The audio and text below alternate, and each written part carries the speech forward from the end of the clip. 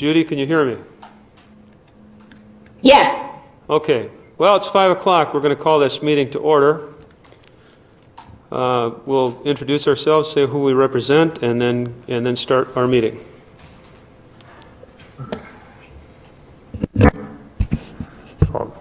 Scott Counter, representing District 11, which is Star Prairie Township, the village of Star Prairie, and Stanton Township. I'm Dan Hansen. I represent District 12, which is New Richmond and part of Star Prairie Township. Judy, you're up. Okay, Judy Oxoff, District 17, which is Glenwood City, Glenwood, Emerald, Forest, Silen, and Deer Park. Ellen Denzer, Community Development Director. I am Ken Witt, the County Administrator. Julie Peterson, Community Development Department. We would need a motion to approve the minutes from Thursday, January 21. So moved. So moved. Okay. We'll accept I'll second it then. Very good. Moved and seconded. All in favor say aye. Aye. Any opposed? Motion passes.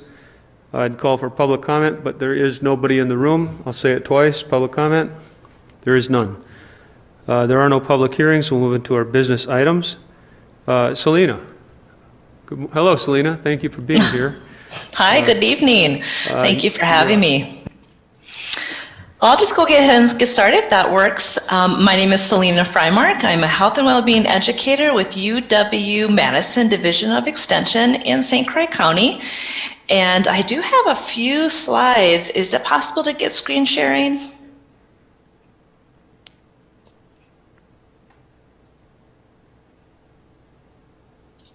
There we go. Thank you. Okay.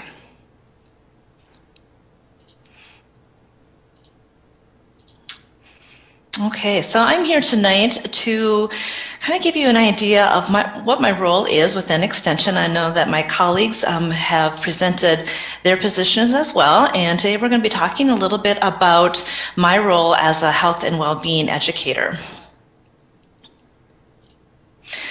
So the role of an Extension educator, what do we do? Well, Extension is uniquely positioned in offices in almost every county and tribal nation across the great state of Wisconsin. And our educators embody the Wisconsin idea by bringing the resources and expertise of the university to our local communities. And our educators live and play in the communities they serve and are seen as valuable and trustworthy sources of information.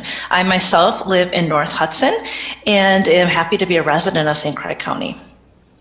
So the areas of focus I work on stem from data gathered from the county's community health assessment, as well as from conversations with stakeholders and emerging issues that we see in the community. So you can see kind of my areas of focus listed here.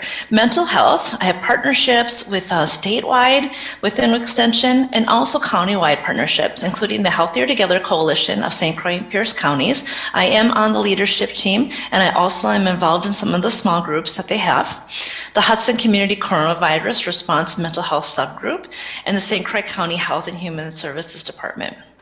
Substance use disorder, the countywide partnerships involve Healthier Together Coalition again, and also the CJCC Substance Abuse Subcommittee.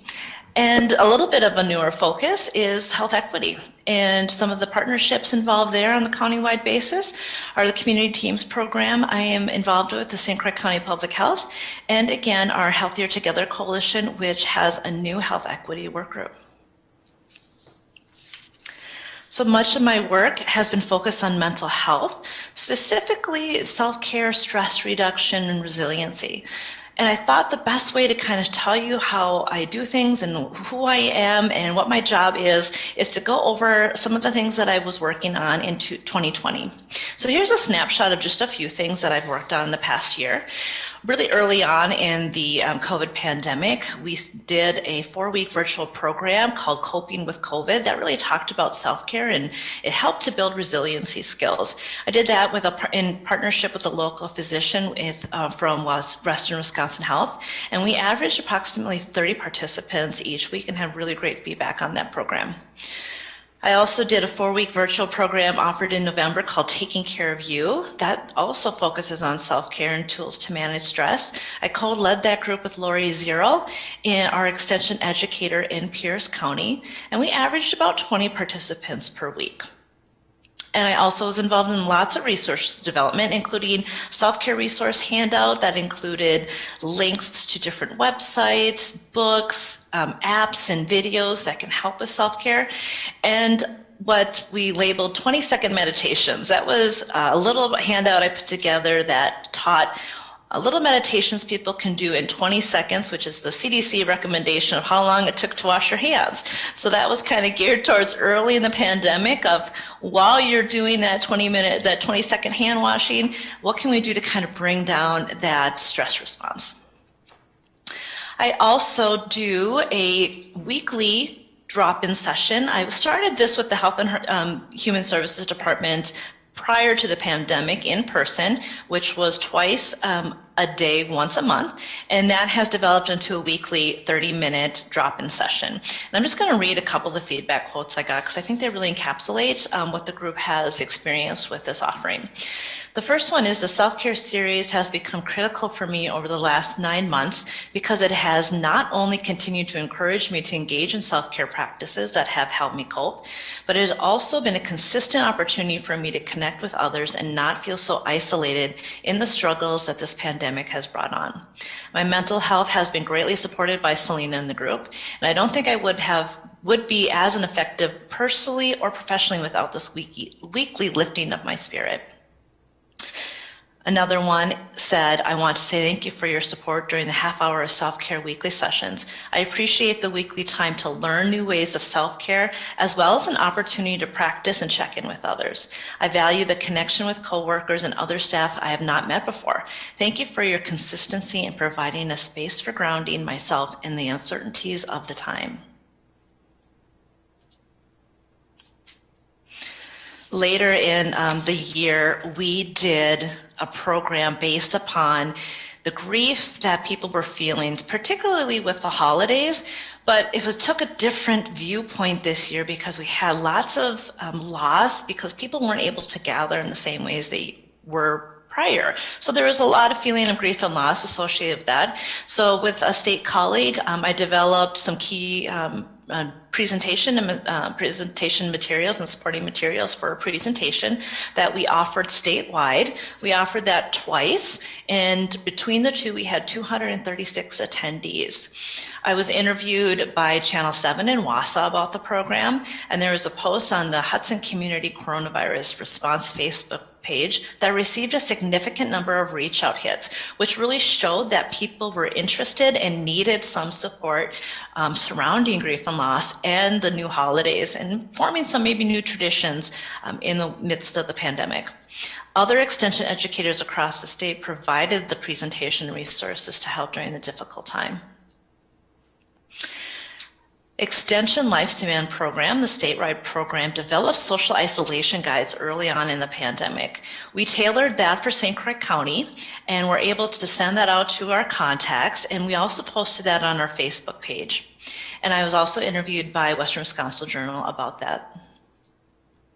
So looking forward, we have a number of things that are happening this year. And again, this is just a snapshot. There's a lot of little things that happen in addition to this, but I wanted to kind of point out some great programming that's coming up.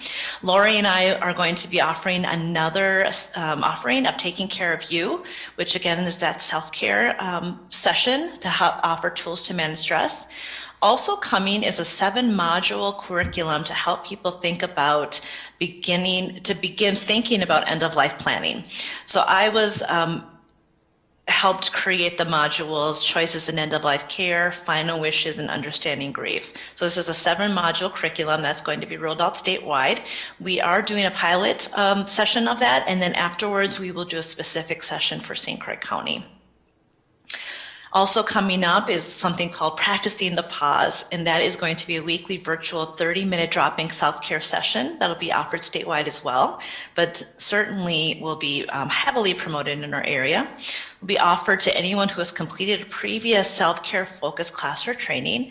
And the intention for this is to help create a sustainability piece to the programming that we do, so people can still practice that, so they don't just stop that session, because it's really hard sometimes to keep going when you don't have a class to attend. So the idea for this is to offer something that people can continue on in a practice in the community. And also to create an opportunity for community connection. If the pandemic has showed us anything, it's how deeply connected people want to feel and how isolated and lonely they can feel at times. So we feel that this offering will also assist with that. And then something called We Cope. So that is and COPE stands for Connecting with Our Positive Emotions. So this is a 6-week virtual program, and facilitator training for this program just completed.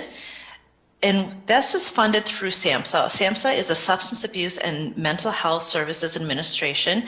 So their Rural Opioid and Technical Assistance, all these acronyms, called ROTA. So this is a grant that the statewide extension was able to get in conjunction with SAMHSA. And the programming piece of this is called We Cope. And again, it's really to help people be able to manage stress, and has been shown to have great success with people who are fighting substance abuse issues.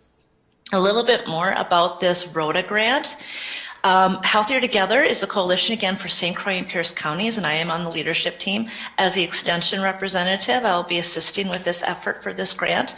And this grant will help to provide funding to help implement a selected evidence-based or evidence-informed program or project over 2 years. And we're just in the beginning stages of this, I should say. Technical assistance and to help strengthen coalition efforts, virtual meetings with experts from the UW system in substance and stimulant use, and a variety of trainings, which include the We Cope that I just mentioned. We are also specifically in our coalition here in St. Croix County approaching this offering and opportunity along with youth mental health and substance use disorder strategies within our coalition's strategic planning, as substance use and mental health are often comorbidities. And the CJCC Substance Use Subcommittee, they're doing a great survey right now. So hopefully data from that can help assist in refining what we offer as a program through this grant. So I went through that relatively fast, lots of different snippets, and I'm wondering if you have any questions for me. Anybody have a question? Judy Otroff. Judy? Of course. Out of curiosity, I was listening in on the HHS meeting last night, and one of the things they came up with for suicide, there's been male suicides and no female. Are you getting more male or female responses to all these programs? And if there's more female, how are you trying to improve that? Thank you, Judy, for your question. That is a great question. And our coalition just had a large group meeting, and our medical examiner, Patty Shetner, was on there really showing this data exactly. So there is a really good case to specifically try to reach out to males. I will tell you that I don't have the demographics in front of me, but I can confidently tell you that men are less likely to attend some of these. It's not that they never do, but I will say that I do have more females than males often attend these programs. So that is a question that we do especially after seeing the statistics that Patty shared. How can we reach this population and to bring male participants more into the fold? And maybe it's a different program. Maybe it's something that needs to be geared more towards somebody in a different capacity. So that is a really good question, and something that especially that's on my mind lately, especially seeing that data from Patty. So we will be exploring that this year for sure. Thank you for the question. Yeah. Any other questions? I have a question. Do you work with ADRC? Yes, I do work with the ADRC. I just had a meeting with Amy from ADRC, and they are in the midst of doing some of their planning for the next cycle, and we will be helping assist them when needed. So we're kind of in the beginning stages of how we might be able to help them. It might be through kind of the survey they're planning, and on the the later end of that process about programming. So mental health is an issue for all of us, in our population. And older adults, I think, sometimes get missed with specific programming.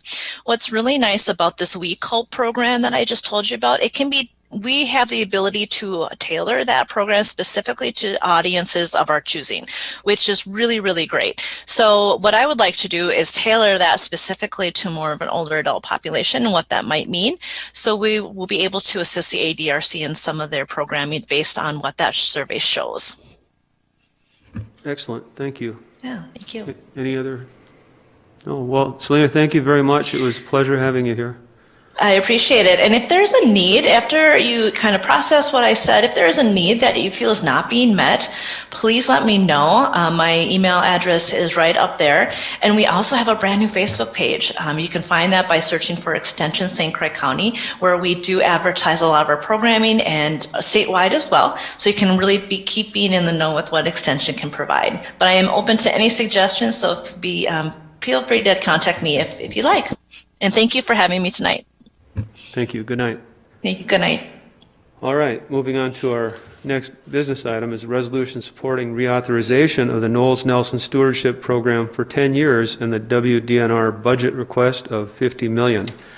I'm going to introduce this just a little bit, and then we'll ask Ellen to talk about it a little. Last month, Outagamie County Board did a very similar, they led the way on this, and when I saw their resolution asking the state legislature to do this, I contacted Ellen and asked her if we could do this, if she would prepare this resolution for us. And she did an excellent job working with Scott Cox and Tim in putting this together, and I appreciate it greatly. So that's what's before us, and that's the background. Thank you, Ellen. I basically can only add that I do think this is a good resolution for the county board to consider. The Knowles Nelson Stewardship Program is the overarching name of all the DNR's park and recreation grants. It's not part of the snowmobile fund. There's a few, and it's not part of the sport fishing or water improvements that are related to gas tax fees that are paid by snowmobilers and also paid by boaters. So those are two separate funds. But when it comes to general park and recreation, this is the fund. And this fund has been used numerous times in this county, going back to the 90s when we used the funding in this program to acquire and develop homestead parklands on Perch Lake. And we've used it for redevelopment at Glen Hills, and we've used it for the Eckert a big chunk, the $800,000 grant we got for acquisition of the Eckert property, and we used it, assisted the town of St. Joe in using it for the land that was added to Homestead Parklands. Some of that acquisition money also came, of course, from the mitigation funds, but this was also a part of it. And then most recently, the grant we got for redeveloping the group campground in a new location, so then we can expand the camping at the former group campground site at Glen Hills. We got a $250,000 grant. So it's a great program. It's used for park acquisition of land and for park redevelopment and for park development for new parks. So really would like to see this reauthorized, and I think that this county has benefited greatly from it, and we would hope to continue to benefit as we look forward to developing parks like Eckerd Blufflands. Any questions? Well, let's have a motion and then we can discuss. I'd like to make a motion to approve or recommend the resolution to the full board for supporting reauthorization of the Knowles Nelson Stewardship Program for 10 years and the Wisconsin Department of Natural Resources budget request of $50 million. Is that per year? Do we have a second? I'll second. All right, discussion.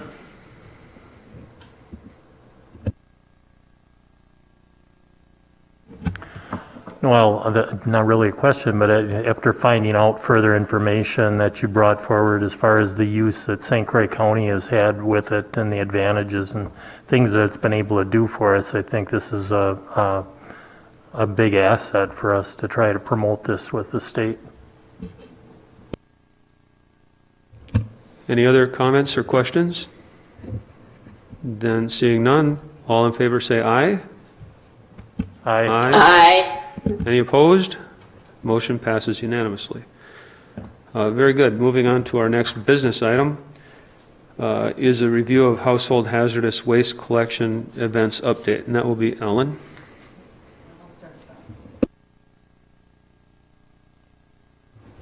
I'll just start us out briefly while Tim gets up to the podium. So our Resource Management Administrator, Tim Stieber, will present us this update. We felt it was very important to bring this up to the committee. We definitely saw some changes the last couple of years. Those are detailed in the report, in the cost of disposal of the hazardous waste we collect, and in the operational costs from the vendors. They are charging us more and more for having staffing there.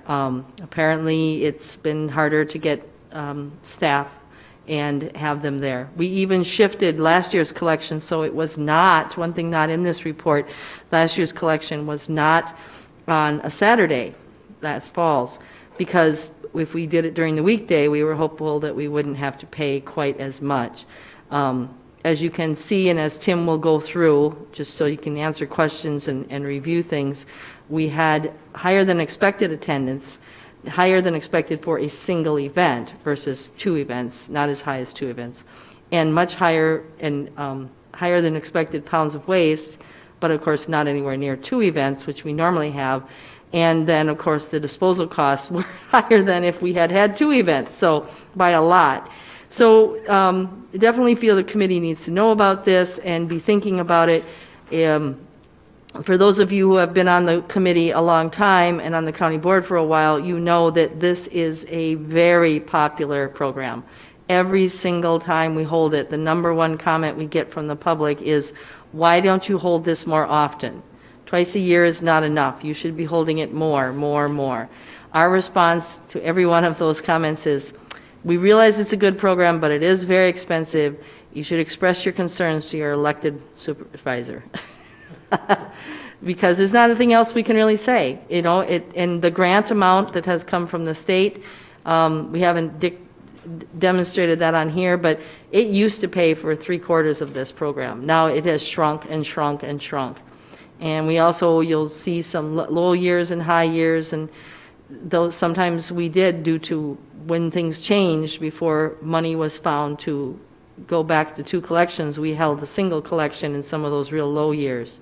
So just putting it in perspective for you, giving you the background, and then direction that, and maybe you won't want to give us direction at this time, but the reality is it won't be very long till budget time, and we'll be asking ourselves, do we ask for more money, or do we try to, how much more do we ask for? Because at this point, it's looking like we're asking for more money.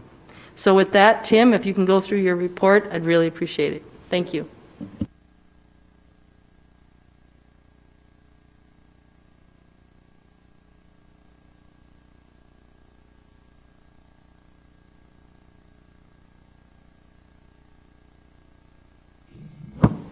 Thank you. So the history of the program is kind of explained a bit in the first graph that we have. And we've been doing this program for a long time. And it was fairly stable in the first 10 years or so that we did it, where we'd get 400 or 500 participants. And we'd bring in 30 to 40,000 pounds of hazardous materials, and that would then be disposed of.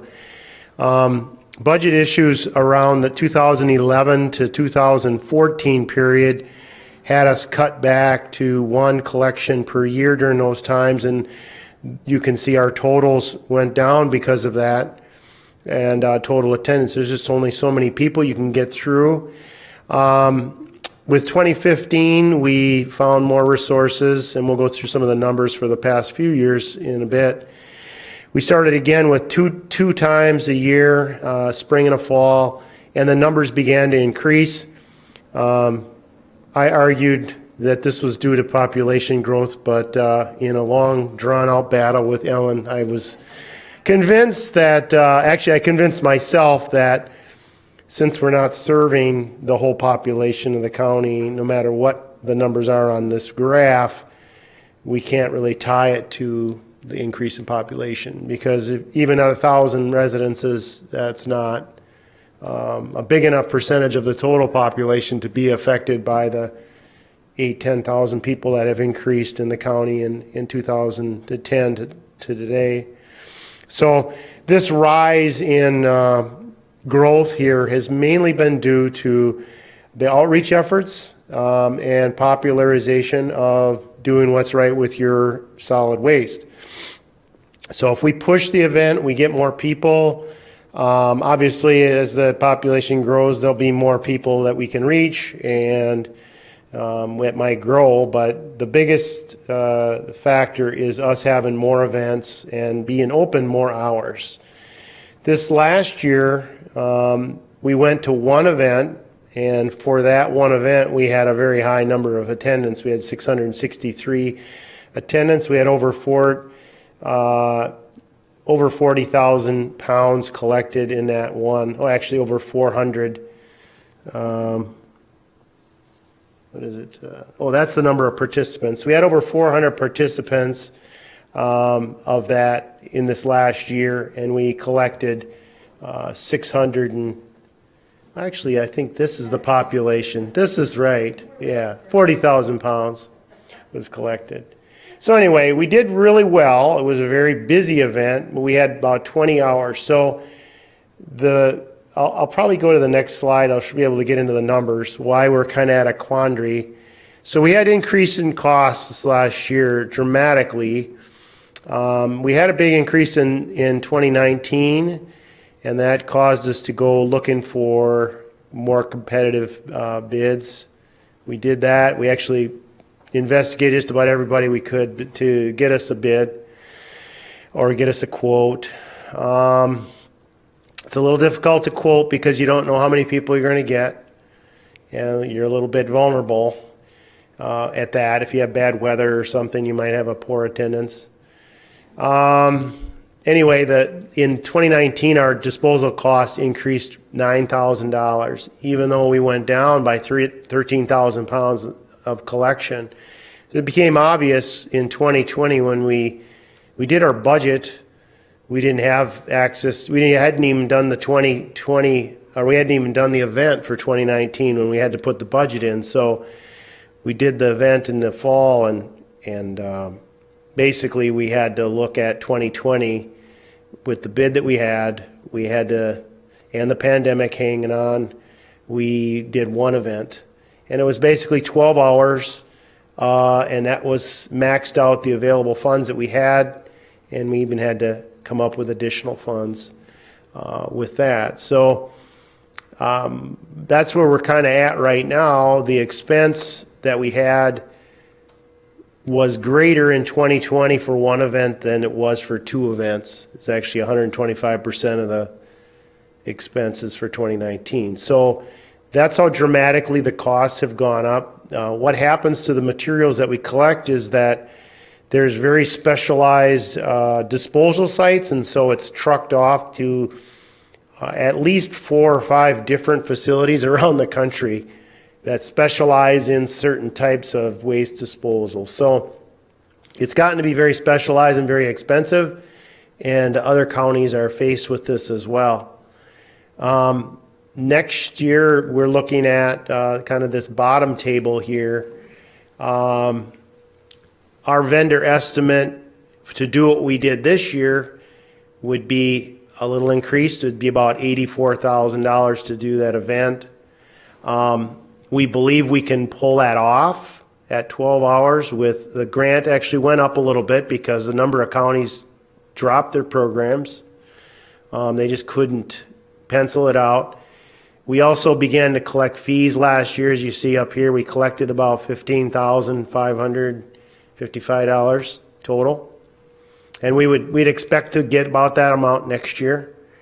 And with what we have budgeted, we believe we could come very close to meeting the budget. That's probably the closest we had come. If we reduce the hours to 8 hours, we could definitely come in under what we believe we'd be able to raise. So if you have less event, you're going to raise less money because you're not going to have as many people come through. So there becomes a little bit of a diminishing returns there in doing that. And it all is an estimate. However, yeah, just getting the trucks here.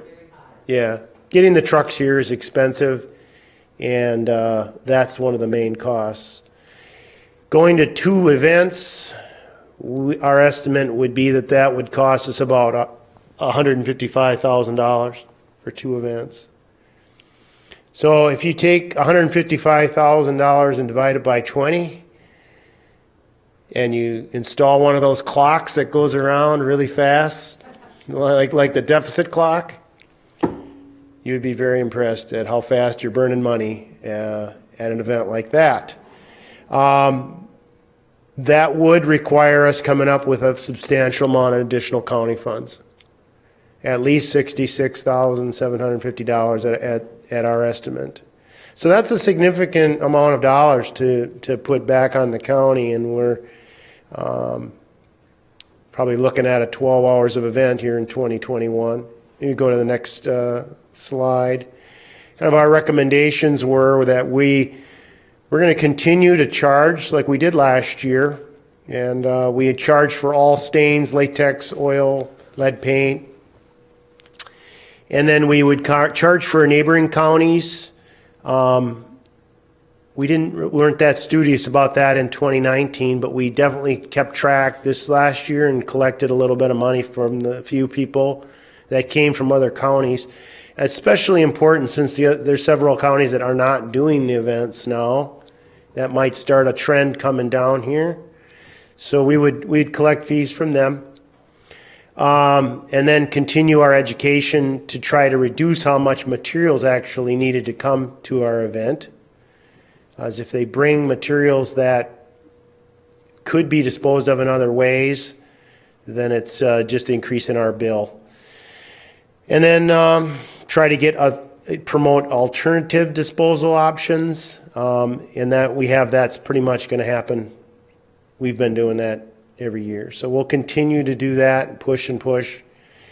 And then we'll continue to promote disposal for fee alternatives if we can figure some of those out.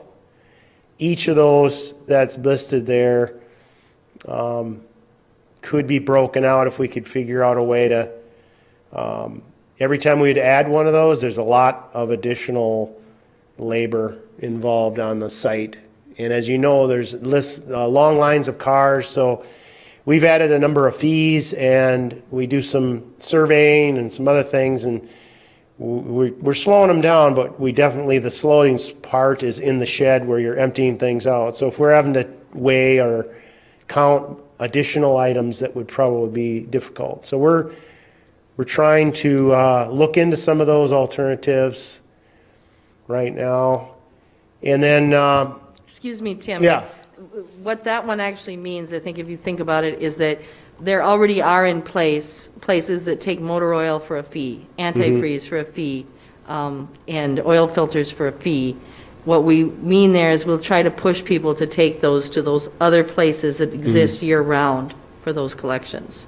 And we've already been doing that. So we would not take propane cylinders. For instance, we identified propane cylinders as one of our most expensive problems in 2019, and so we refused to take them in 2020.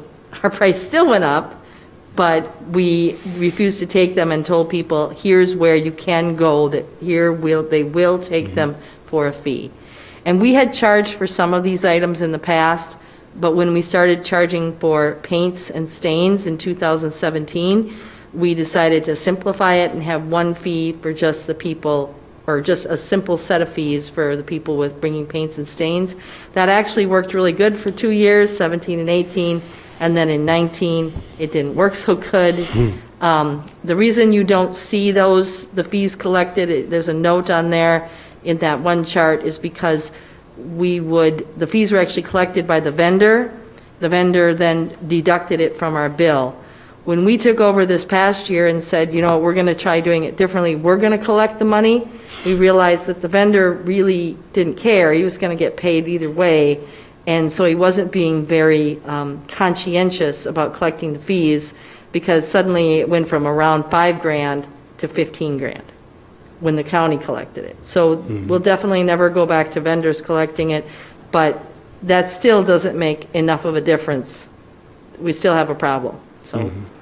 Sorry, I just wanted to make sure they were clear on what you were saying there, Tim. Right, and we suspected that was the case, and we geared up and we added additional staff, like Julie was out there the whole time, and it went pretty good, but like you said, the guy on the line sorting through hazardous waste doesn't really care. He's not gonna, it doesn't matter to them.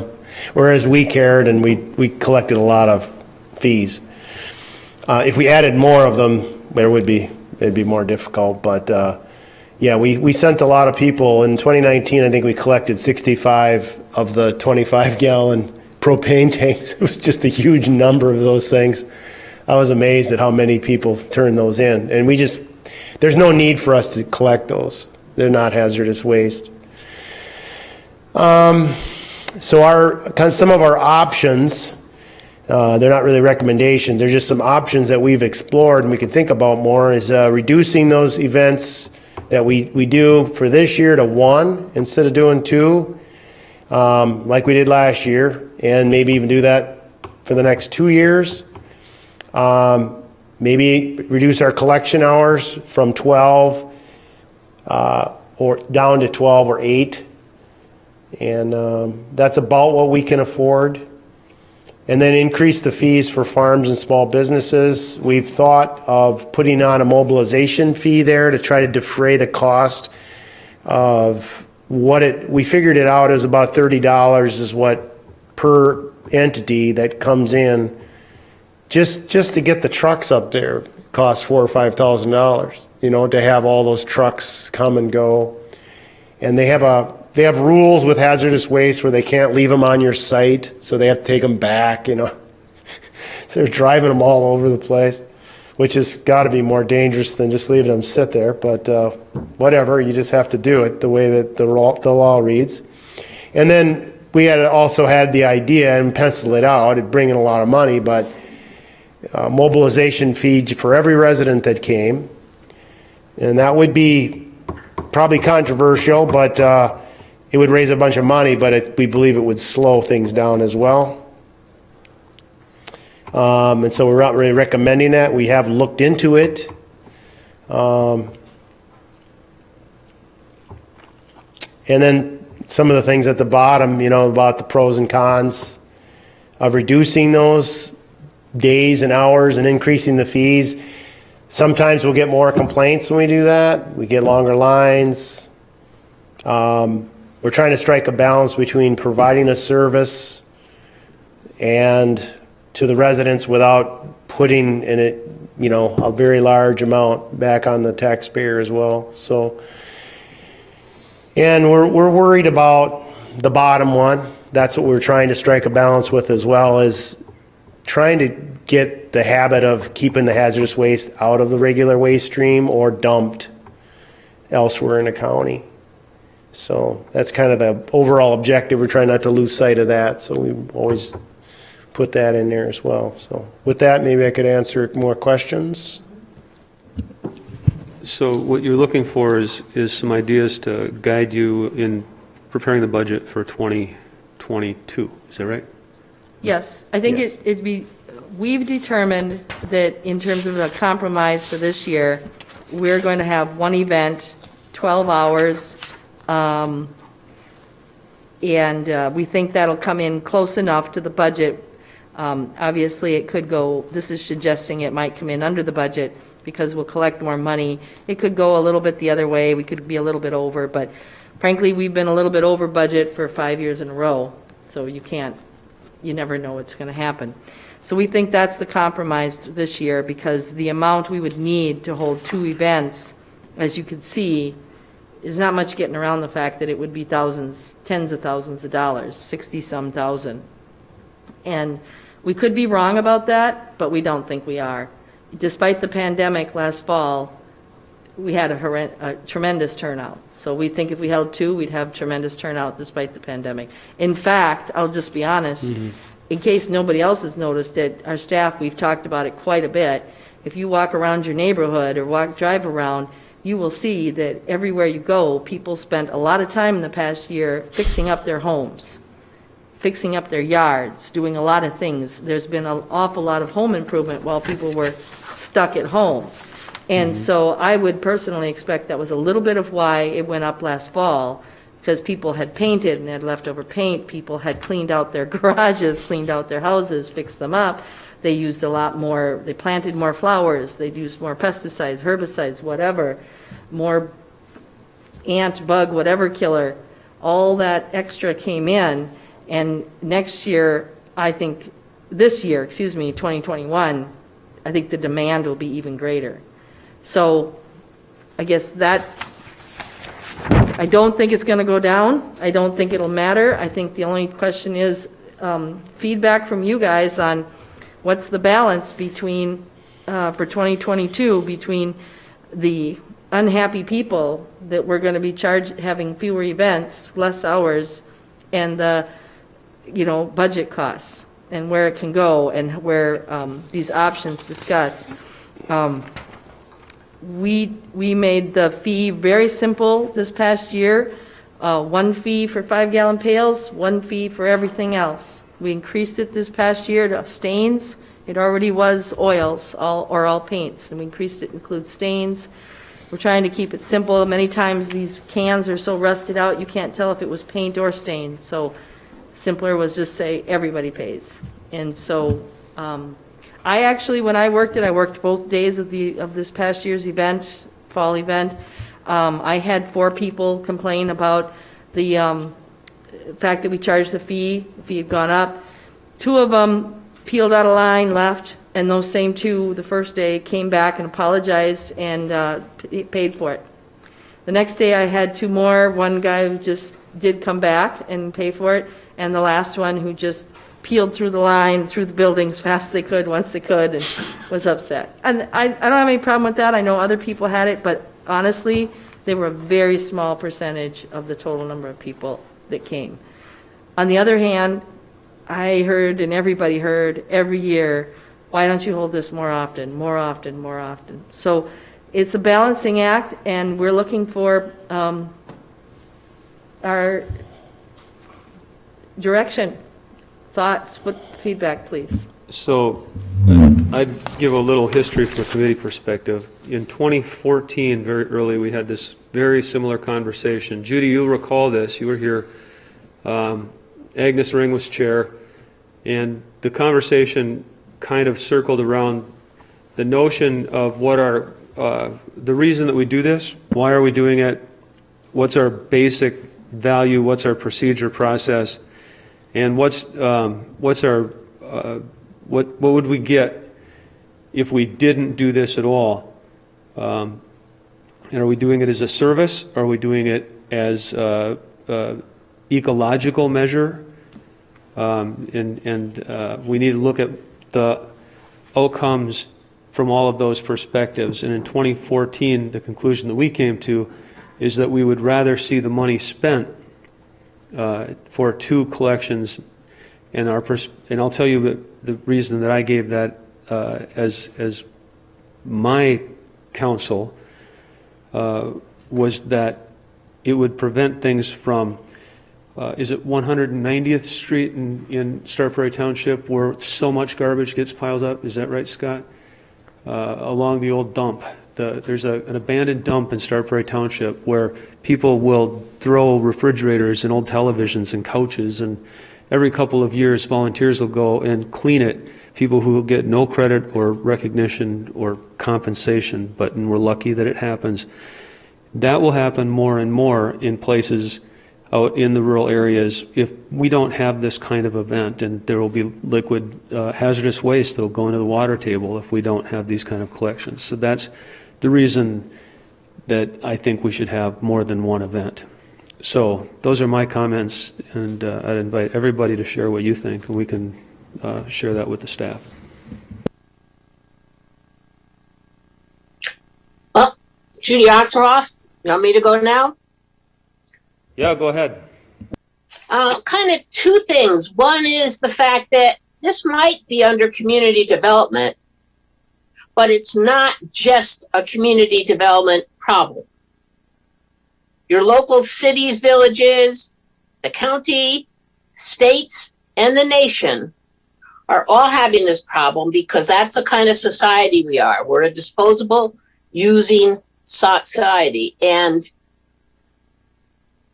we need to find the money to take care of it. And I know you don't like hearing this, Ken, and it shouldn't get to be negative about community development, because it's not community development's fault that all these prices went up. And we have to recognize that and do our best. And one other option, I don't know if it's worth it or not, but I know we used to be able to check off something on our tax forms, like, do you want to pay an extra $10 that would go to something? You know, I don't know if that's worth trying to do in this county or not, but I mean, I'm okay with one, but God forbid that we don't have any.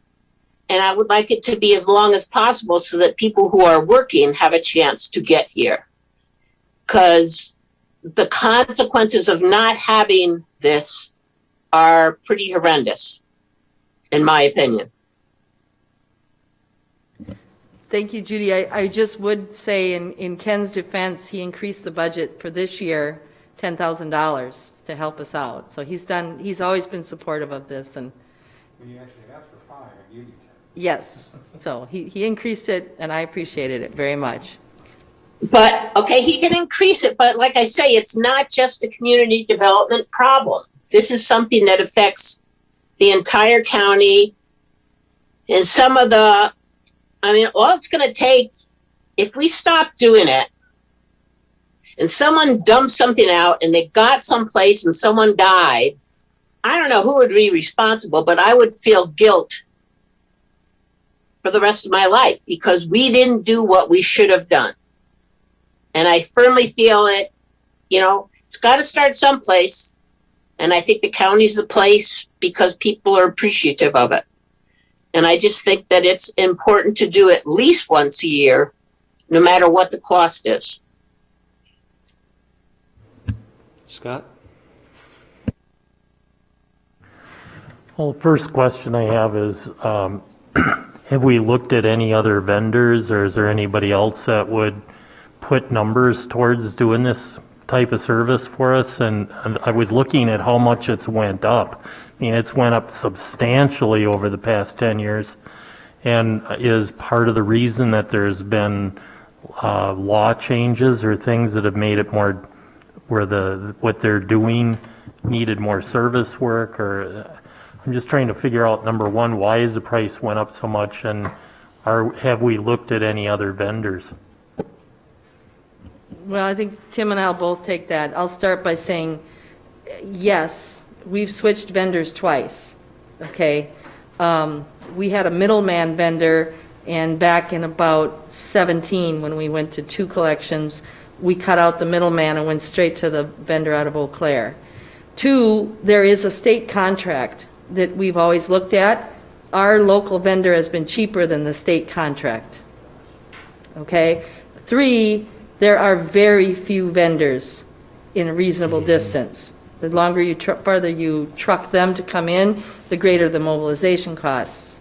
So I guess, and then Tim can talk more about when the 4 vendors that they did get prices from and what that all looked like. But I would just, Tim? Yeah, I mean, the vendor that we went with, Clean Harbors, was 20% less than the nearest one, and you know, they're the only ones that's working with the people around us. The one company completely dropped, and that was WRI.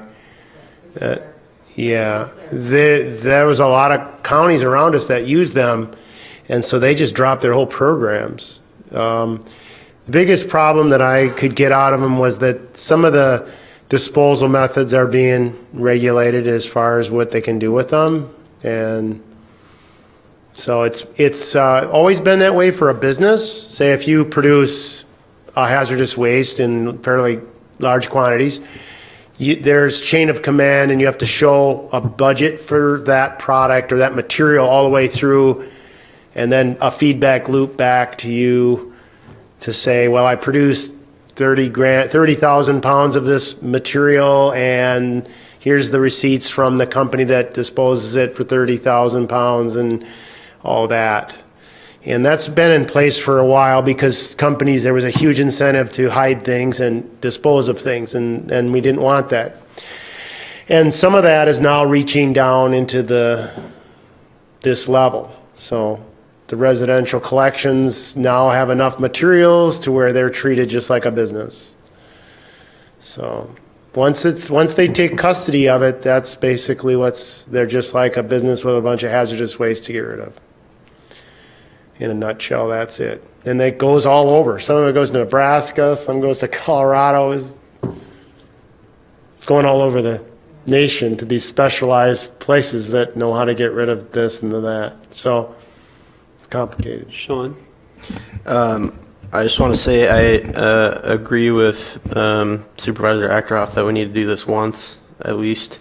But I think the 12 hours, personally, the 12-hour day of collection is the best balancing act when it comes to the increased budget versus how much or what you get out of it. I for sure would not be on board for cutting this program completely, and if our budget is the same for 8 and 12 hours as far as what it costs the taxpayers, so if we're going to do it once, we might as well do the 12-hour session.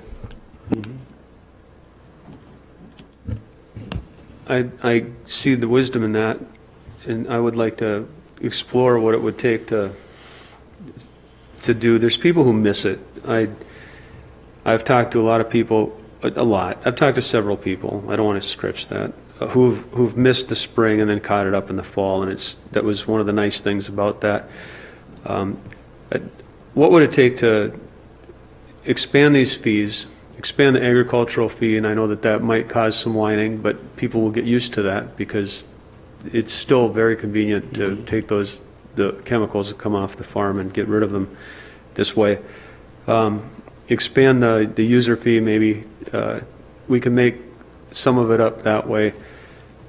And by golly, we've got revenue coming in, sales tax is good, the economy hasn't crashed.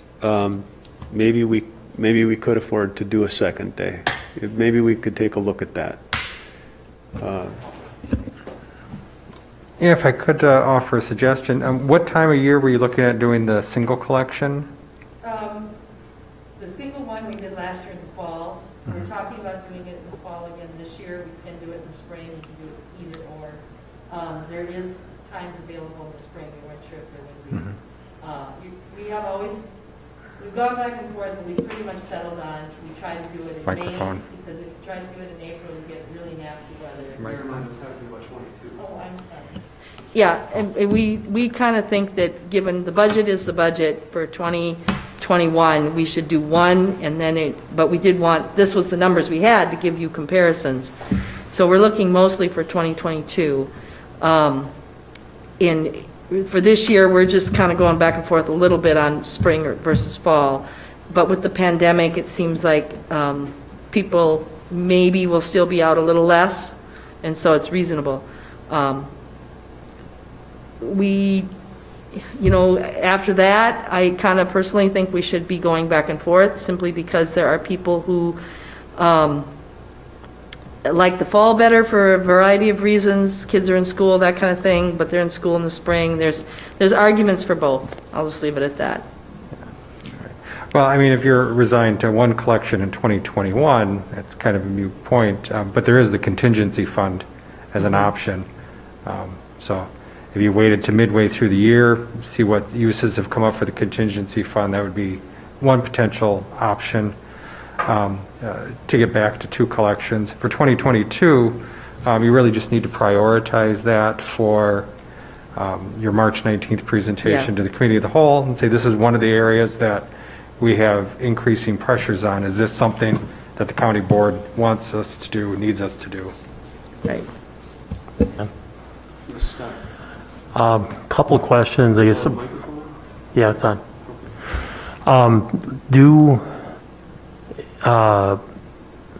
I think the multiple collections is an important thing. I'm living, I've had to deal for over 10 years on the Star Prairie Town Board dealing with impact from hazardous waste that was dumped out at the Richmond landfill from Doughboy and 3M and several other major companies that created a plume of disaster for wells for over 3 or 4 square miles in the township, and the necessity to bring municipal water out to all those residents.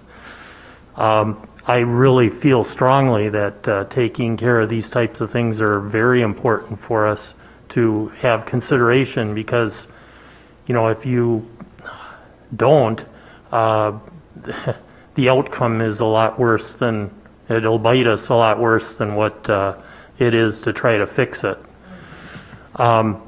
One question I have with this is there a way, is it, I don't know if I should say legal, but can there be multiple collections that would have the materials put into Conex containers or something, so that when we come to a specific collection time that it could all be consolidated, and so that way you'd have X amount of Conex containers that would be available at one collection, and once those are full, they're done, and then you'd move on to the next collection periods.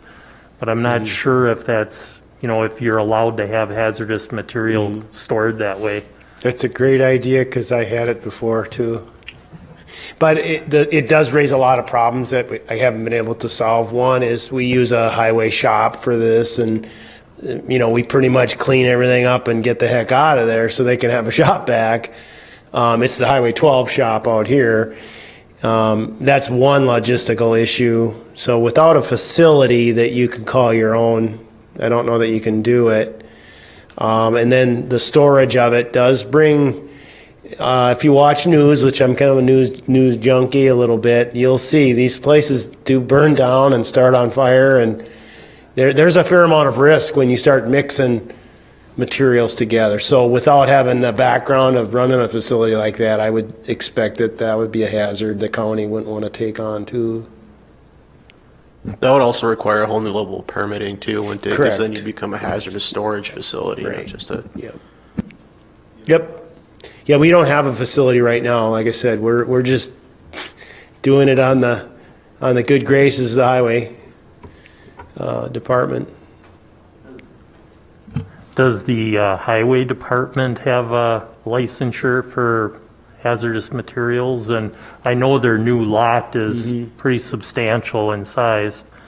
If it were, and it's kind of centralized in the county. Just wondering, if they have the ability, or if there'd be some way. This isn't for this year or something, but I'm just looking long-term. Is there a way that we can consider how to make this work that's cost-effective yet to allow additional collection times without having all those mobilization costs?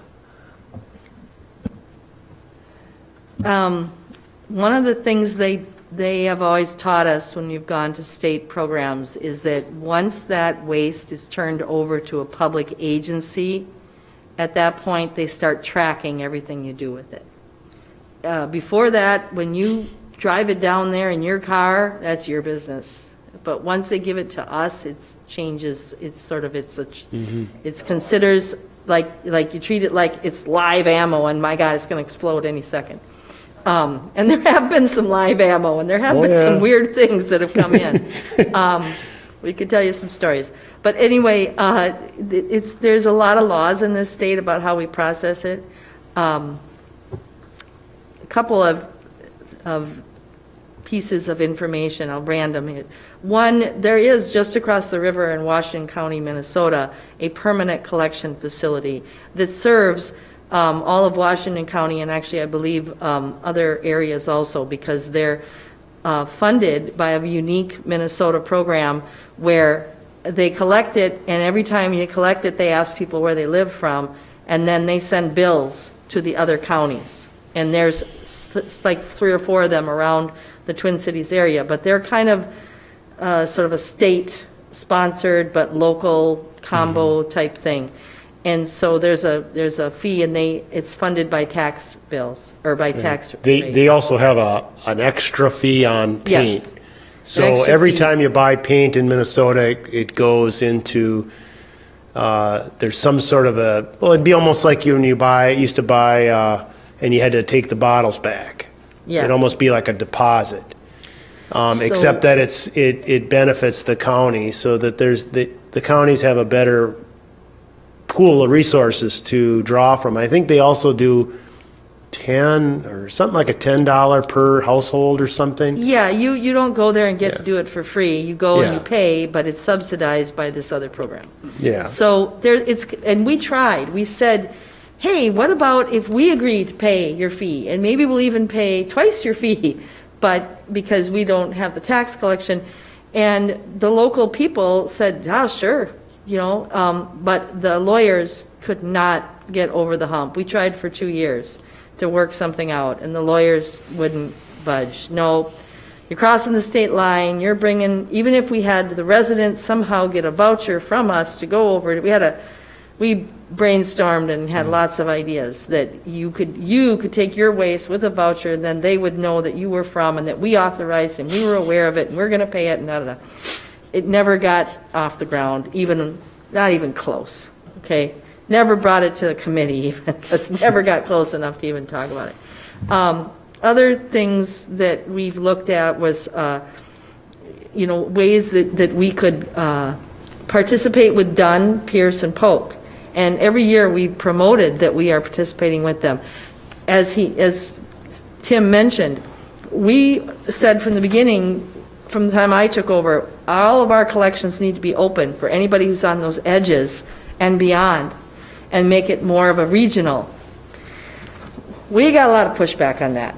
We had to sign a contract every year. Pierce County wouldn't let, and they were rigid about, whereas we were like, we're in the center of those, come on over. And we actually didn't, until recently, didn't even make people get real excited about making people pay. I mean, we did. We said, hey, we had 4 of your residents, you had 5 of ours.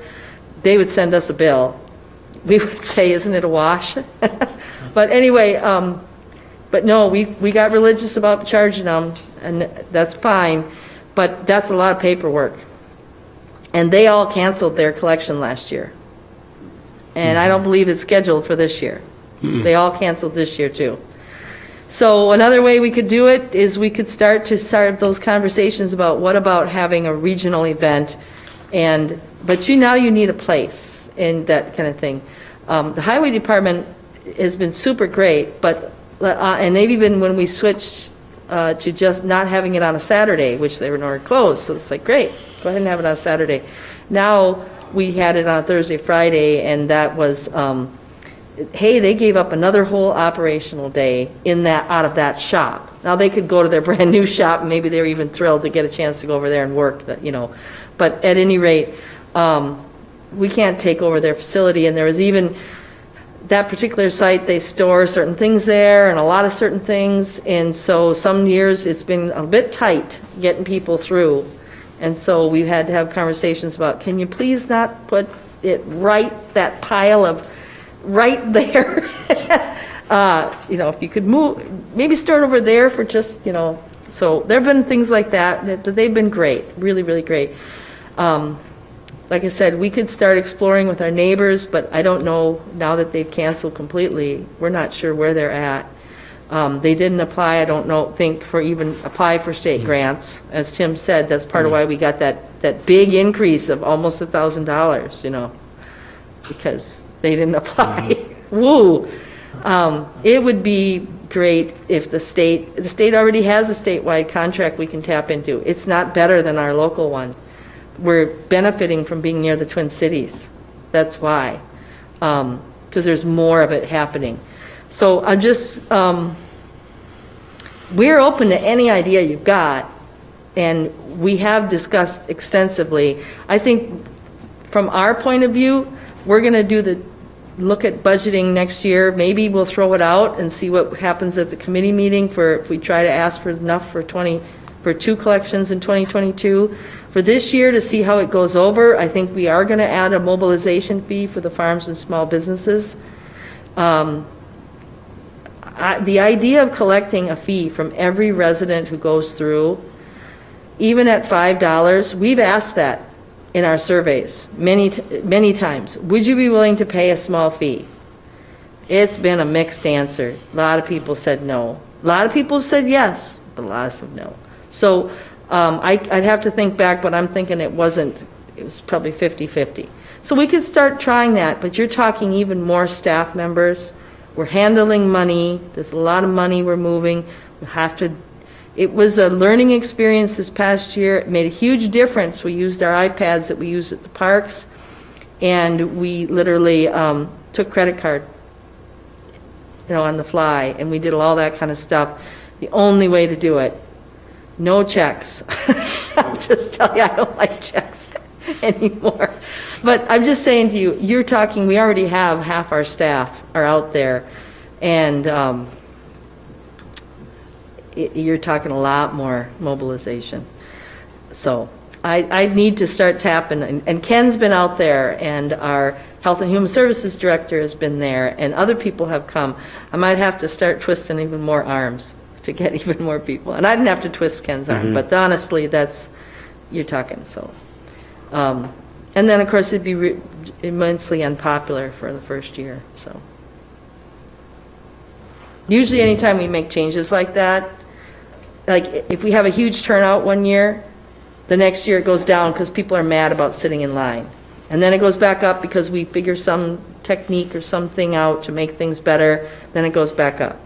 And then after a couple years, if suddenly we have a long line, maybe it's a fabulous day and just everybody came out on their way to go do something, or it's a horrible day and they're all like, I got nothing better to do but go sit in line because it's pouring rain. And look at those idiot people standing in the rain. And ask, how much are they paying you to do that? And when we say nothing, then they're like, wow. Yeah. Anyway, we've tried all that, and there's this up and down effect whenever it's word of mouth. It's amazing how much it impacts. We've really pushed people to save the lines. Bring your neighbors, band together, draw the short straw. One person brings it for everybody. A lot of that does help, but you got to constantly be pushing those messages. One number that has not changed the last 2 years is that 50% of the people had never been there before. Yes, we had 50% are brand new. So are people using this? Are we getting more people? Oh my gosh, yes. Yes. I think Is the it direct needed? mailing helps a lot. It's needed, it's needed, it's needed.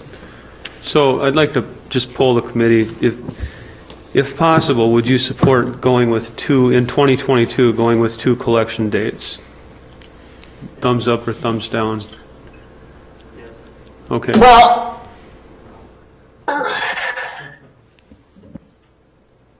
doesn't that somewhat depend on what happens this year? Or you want it irregardless? I would say if you look back, the majority of the years, we've had 2 collections, and ever since we started taking paint, which is like a loss leader, it's like when you go to the grocery store and you get something almost for free, and then you buy 12 other things because you happen to be there anyway.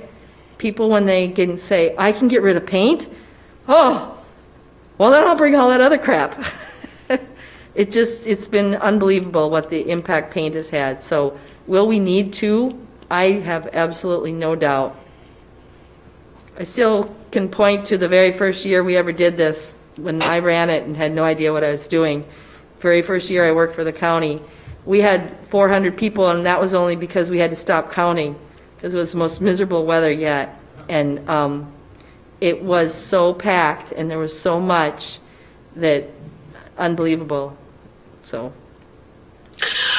Another thing I'm going to add is, because you said that neighboring counties have stopped doing this, possibly check into what else they're doing. And if they're not doing anything else, it's going to start adding up for them. And I don't want their resident, and no disrespect to them, and I'm just saying this as one viability of their residents are going to be coming over and dumping stuff into St. Croix County.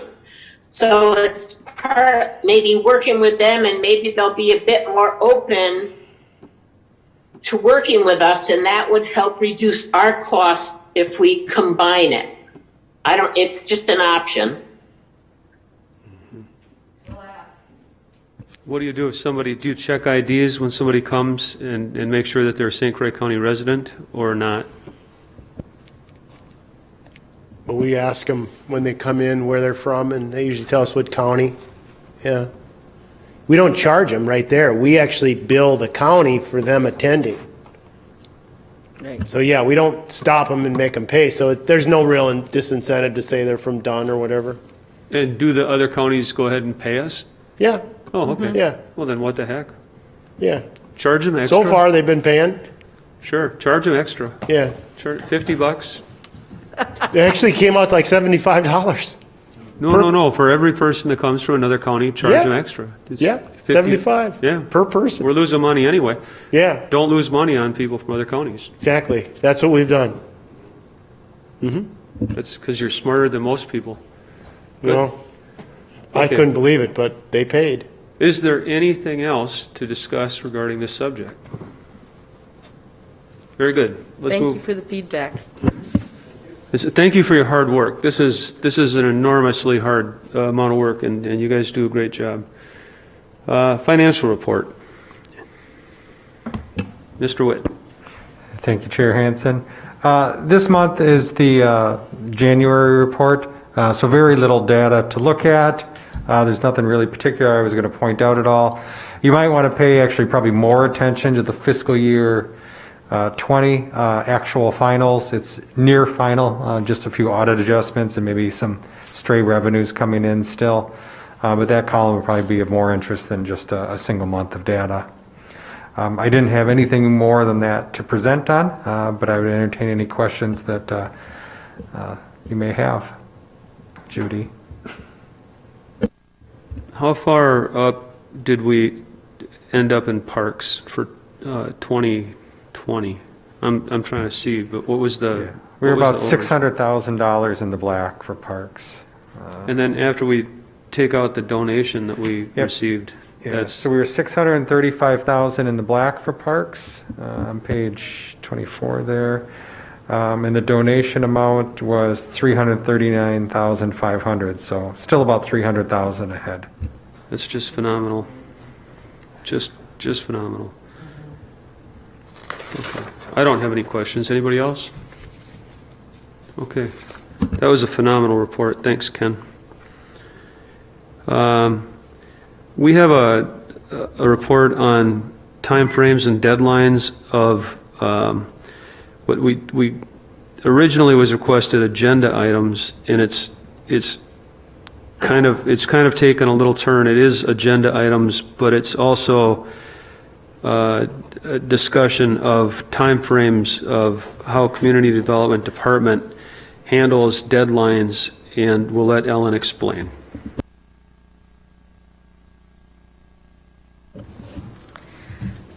Well, as the agenda item stated, it was requested at the last meeting, and it seemed to be somewhat in response to having a very large packet of information to review that came in with not a lot of time for staff to turn it around, and then therefore not a lot of time for board members to review.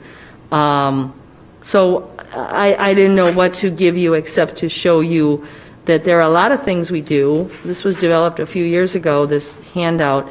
There are a lot of things we do that have deadlines that are in either state administrative codes or are in our existing ordinances or are processes developed perhaps by, like our Board of Adjustment, by their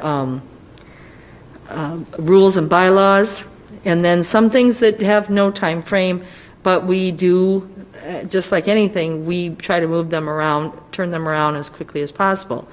So I guess I would say that guidelines, some of these are rigid, and but they almost all, even if they're rigid, have an option to extend. There's always extended by written agreement, extended by the committee asking for more information, a committee or board, those kind of things. There's always an option to extend.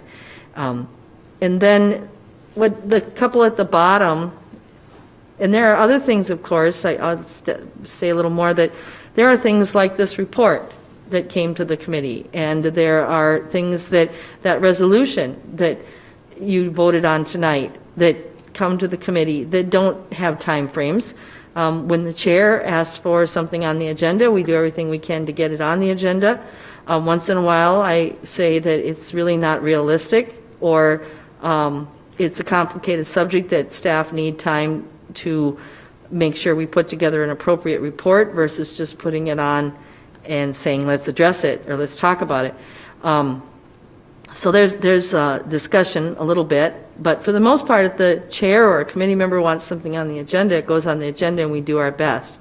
There are times when we'd like to have more time, but mostly we're fine.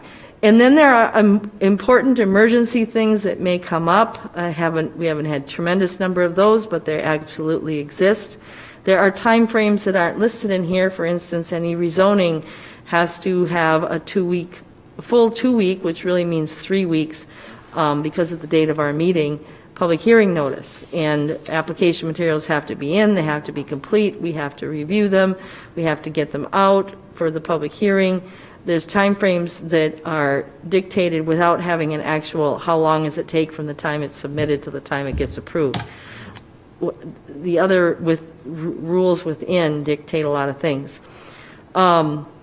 So I would suggest, if you have some specifics you'd like to see guidelines on, that we hear what those are, and we always keep it open because it is up to you as a board, it is up to you as a group. Sometimes things come up that are truly an emergency action. That's why state statute allows you to put something on an agenda and have just 24 hours for true emergencies. So hard and fast rules don't really work, I don't think. I think guidelines can work, and I can say that there are exceptions. For instance, next month on our agenda, and that's future agenda items, there will be an item from the town of Hudson, a zoning ordinance amendment. It's a very simplistic, super tiny one. It came in a week ago, okay? It will be on next month's agenda because it's very simplistic and it's a minor, small, it's literally two numbers, that's all it's changing. And they're used to doing it. They've done it many, many times. They got us all the materials right away on Johnny on the spot, and it'll be a little over a month. And that's pretty typical for something simple. So if they'd gotten it in 2 weeks ago, it's so simplistic, we might have even tried to get it on the agenda for tonight. We can make an exception when something's super simple. But there's a guideline of usually a month or a month and a half, because that's practical. Because even if it was super simple, if I had had an agenda for this committee set by last month's committee that had 7, 8 items on it, we maybe just wouldn't get to it. So other factors impact. So with that, I'd ask, what is the direction that you are sending us? Because that's about all I know at this point. Judy Ackerbock, this came up, is it okay for me to speak? Yes. Chair? Yeah. Yep. Okay. Yeah, this came up a couple of years ago because certain members said that community development was not following the correct response time. And it came out that I believe it was over 99% of the time, it might even be 100%. If there's a specific time limit, they get it done. If there's not a specific time limit, they get it done as soon as they can, but they're also dependent on other people. So if a supervisor wants something on the agenda and it includes an item where it's not a specific time limit, community development may not have all the information that they need in order to properly go through it. And even if there is specific time limits, there may be an emergency situation or something extra. So, I mean, we've been through this a couple of years ago about the time limits and how community development's doing, and I believe they're doing the best they can. They're probably even doing better than a lot of other areas, not necessarily St. Croix County, but they really work hard, and they should be given credit for the amount of time, energy, and effort that they do put in to try and get these things done efficiently and effectively. Thanks, Judy. And I guess I'd observe that this question came out of a different kind of a direction. That conversation you're referring to was almost looking for problems, and this one is really not looking for problems. It's more of a question of how things work and a much more organic process, not looking for problems. This was questioned by a committee member who is wondering how things work, and a really much more, like I said, organic and a good process. I think it's healthy. Anybody else? Judy, I'm going to add on, but that goes on to my comment about if something gets brought to the committee that there's not a set timeline, that's why it might get brought forward, but it can't be completed.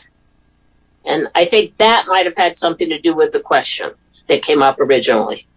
But I might be wrong. Okay, anything else, Judy? Not that I know of. Well, just jump in if you have something. Gentlemen, anything? I've got a thought, but I'll go last if you have something to say.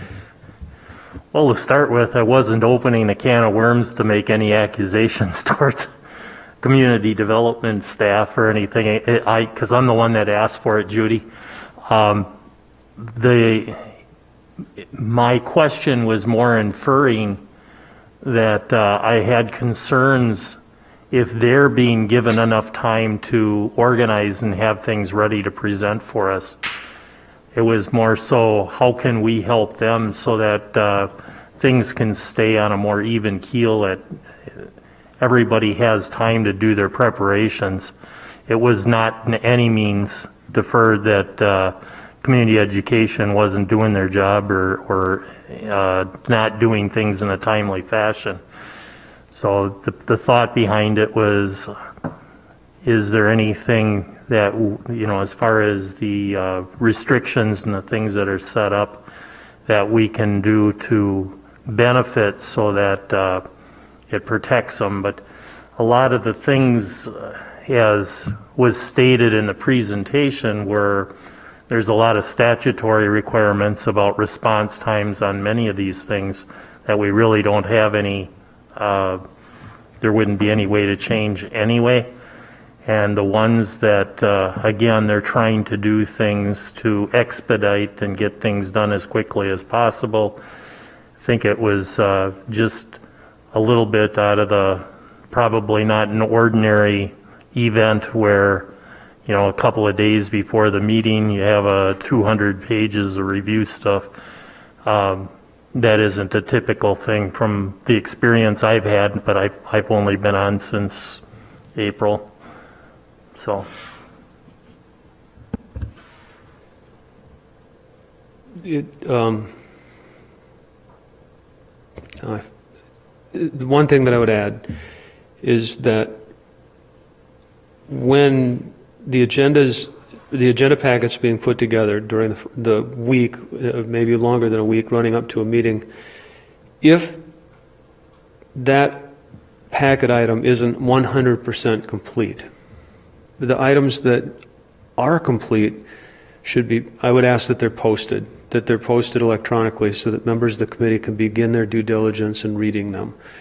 I've noticed that they might not be posted until everything for that agenda item is absolutely airtight, and I can understand that that's that's good management, and I understand that that's an operational decision, and that's entirely up to the administration to make that decision. But it's much better for committee members, for the supervisors, to have as much lead time as possible running up to the meeting to read that material and be prepared, because I can tell you that having only that 24 or 30 hours before the meeting to really jump into material, especially more complicated material, leaves you feeling unprepared and like you're not doing your constituents a service that they elected you to do by being ill-prepared for that meeting. And there have been times where I've kind of wished that I should table something because I'm not prepared to move on it because I haven't had time to read it. So I would ask you to reconsider those policies that you have and look carefully at when you can put things into the packet and give us time to read it running up to a meeting. And that's my 2 cents. So anybody else jump in? Okay. That's our last business item. I'd ask for announcements and correspondence. I have to make an announcement. I'm getting my first shot next week. Yay, Judy. So that means in April, I should be able to physically make it to a meeting because I'll get my second one at the end of March.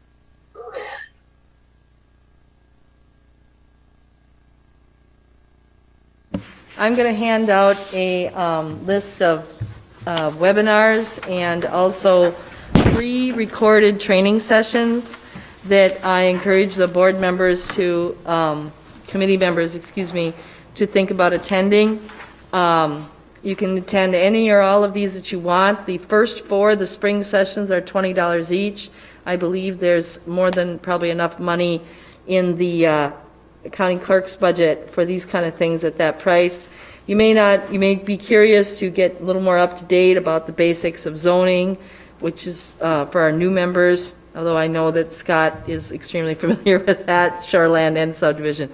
And perhaps you are also, Sean, I'm not aware.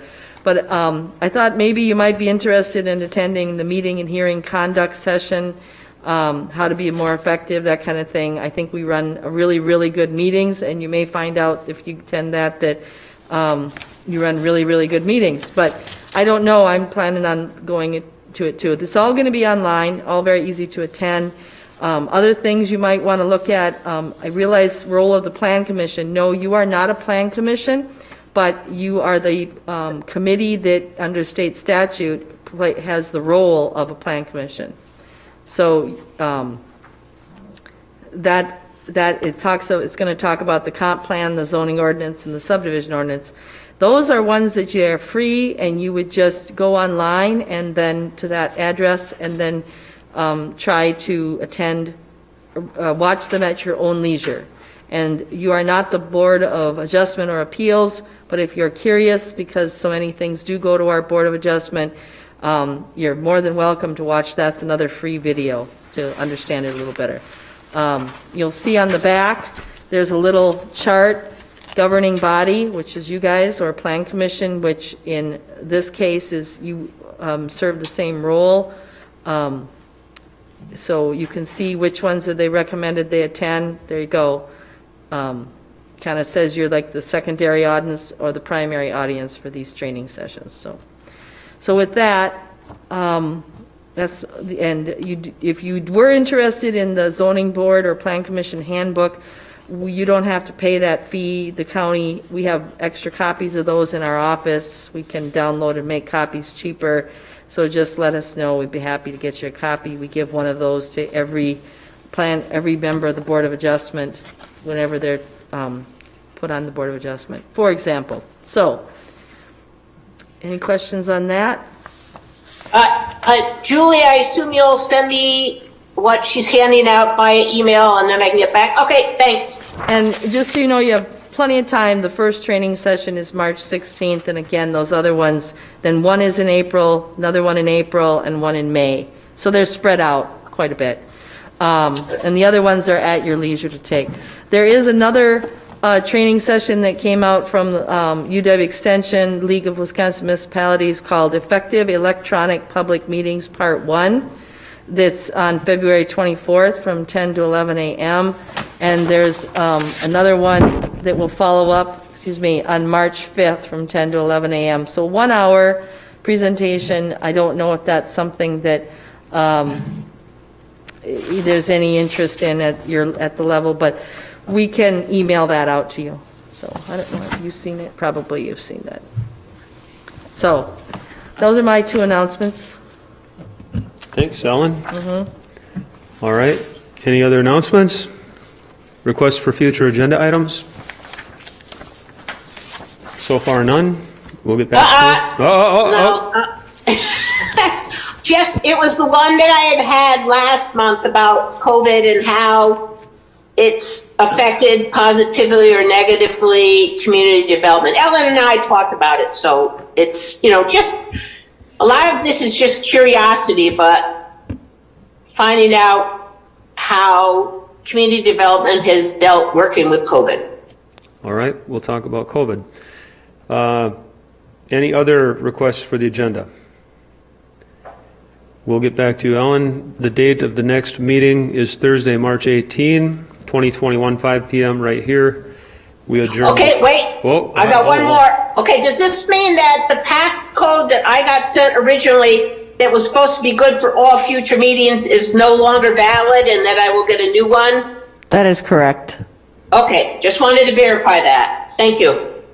I'll adjourn the meeting again. We're adjourned. Thank you.